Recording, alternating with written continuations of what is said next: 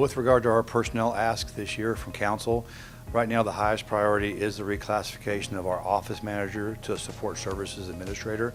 We didn't get that last year. We're looking to hopefully get that this year, along with a couple other personnel asks as well. We're asking for our first police administrative assistant, along with 3 police officers, and one more reclass of the lieutenant position.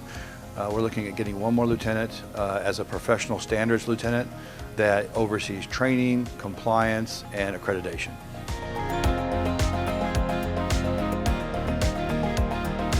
Well, the reclasses will help with our organizational structure and bring a lot of stability to our leadership. It'll keep and maintain a flat structure. So I'll have, as a police chief, 3 direct reports. The support services administrator is one of those 3 direct reports, and below the support services administrator will be a non-sworn chain of command. And so you'll have all of the non-sworn people, for the most part, under a non-sworn component, which reports directly to the police chief.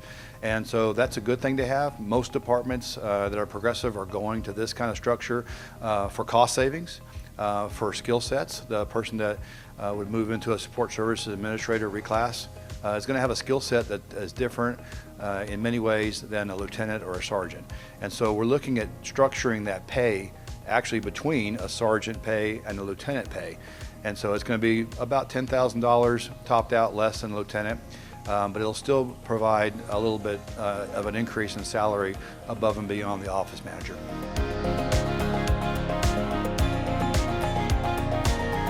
The 3 asks for police officers this year would bring our total to 95 plus 3, so essentially 98 police officers in the city of Grand Island, which is terrific. It's a lot more than we had a few years ago, so you're going to see more police officers out there. You're going to see a continued impact on our accident rate because our officers will be visible, and a continued lowering of our crime rate, which has been down 22% for the last 3 years. This year, so far, halfway through this year compared to last year, we're down almost 4% overall in crime, and our accident rate's still down. And so the more officers that we're able to put out there on the street and be visible, interact with our public, make traffic stops, keep the streets safe, it's a win-win for Grand Island.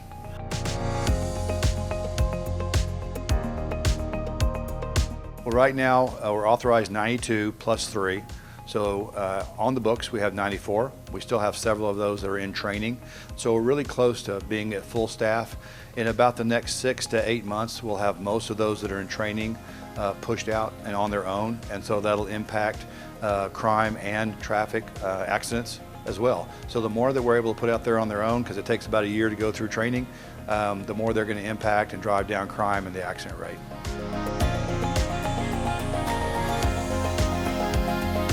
Well, what we've done through our 5-year strategic plan is implement 3 years of making sure that our weapon systems are incrementally added, replaced fully. And so this is the 3rd year of that. So all the officers will have all new pistols, which means a red dot, a light, a new holster. They'll have new equipment on that. They'll also have new long guns. So we're bringing in new equipment that essentially hasn't been replaced in 10 to 20 years in some cases. We're also going to add some gas masks to our operating budget so that our patrol officers have access to gas masks if they need them. And so that improves some of the things that our police department or police officers are able to do.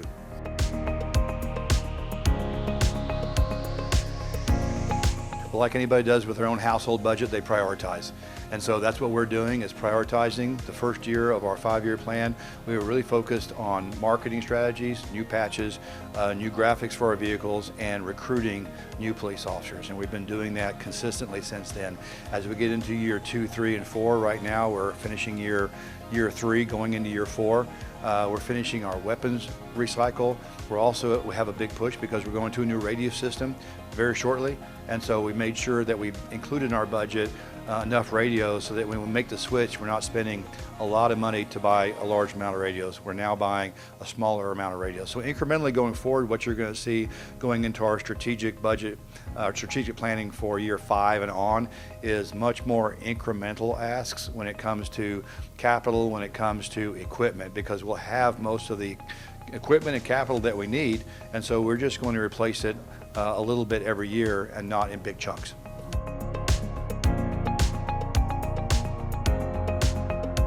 Well, the good thing is that with council approval and support, going into year 4, we're almost finished with our 5-year plan. And so as we go through year 4, what we're going to do and get with our command staff is develop another 5-year plan. And that's going to be much more incremental in nature because we have a lot of capital projects that will have been done.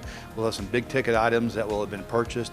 And so going forward, we're going to look at more maintenance than getting on top of the curve.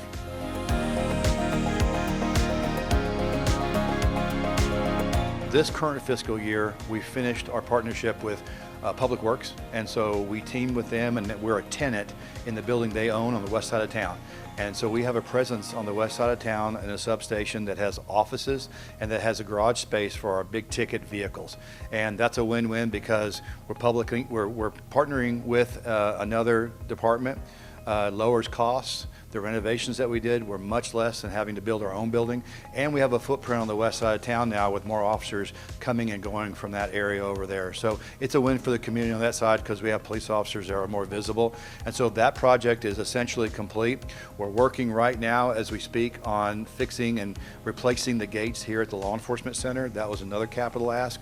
Going into next fiscal year, what we're going to do is we're going to renovate the auto pound with office space, and we're going to move our code enforcement officers and our animal control officers over there. They'll be able to better serve the public by having extended hours and being present over there, so when people show up to either have a car put into auto pound or taken out, they'll be able to do that more efficiently.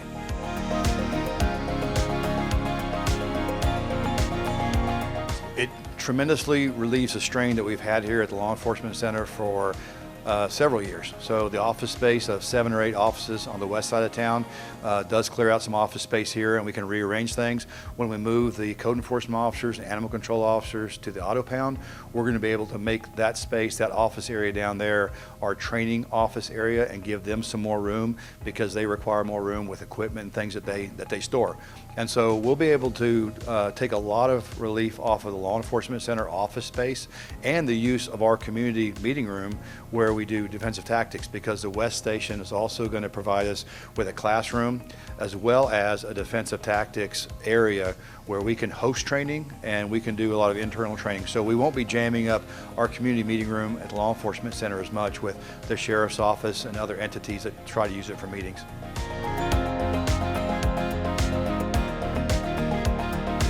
One of the last capital items that we're looking at is eventually, if not in the next fiscal year budget, the final fiscal year budget of year 5, is partnering with Heartland shooting range. And what we're looking at doing is creating a dedicated law enforcement shooting area so that law enforcement can go there, train. We have access to it 24/7, and we don't inhibit the operations of the park that are going on. And so what we'll be doing is using the other side of a berm that's used by Heartland Shooting Range.